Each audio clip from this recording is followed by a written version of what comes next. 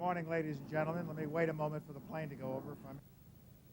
I do know that Canada will do just as the minister said and as the Prime Minister has said over the weeks and months, study this very carefully, recognize the significance and the importance of this issue. I think Canada is committed to the disarmament of Iraq of weapons of mass destruction, and we all hope it can be done with the full support of the international community. And we'll stay in close touch in the weeks ahead to make sure that we have a complete understanding of each other's views. Mr. Minister, if I could just follow Canada that up by... still opposed to using force?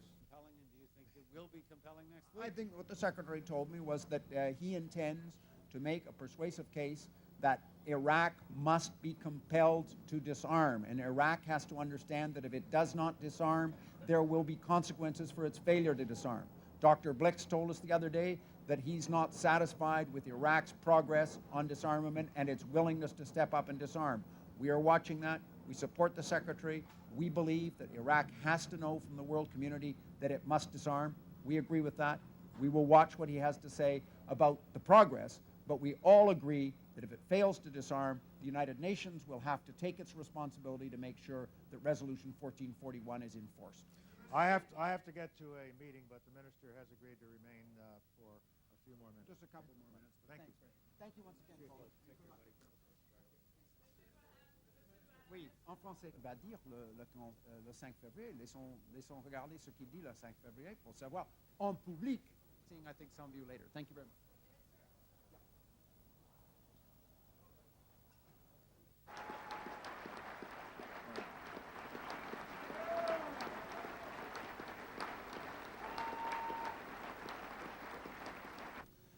Unfortunately, the declaration that Iraq provided to the United Nations last month about its weapons and missiles program clearly demonstrated that Saddam has absolutely no intention of complying with the world's demands.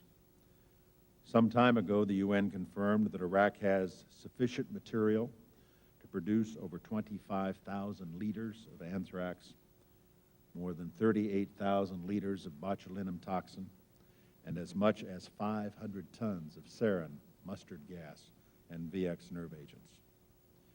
We know he had about 30,000 munitions capable of delivering chemical weapons and several mobile biological weapons laboratories designed to produce germ warfare agents on the move.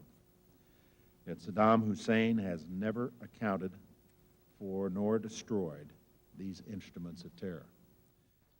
America seeks a world of peace, but we will not it would take just one vial, one canister, one crate to bring a day of horror to our nation unlike any we have ever known. That is why confronting the threat posed by Iraq is not a distraction from the war on terror. It is absolutely crucial to winning the war on terror.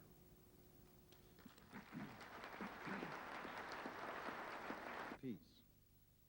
But we will not accept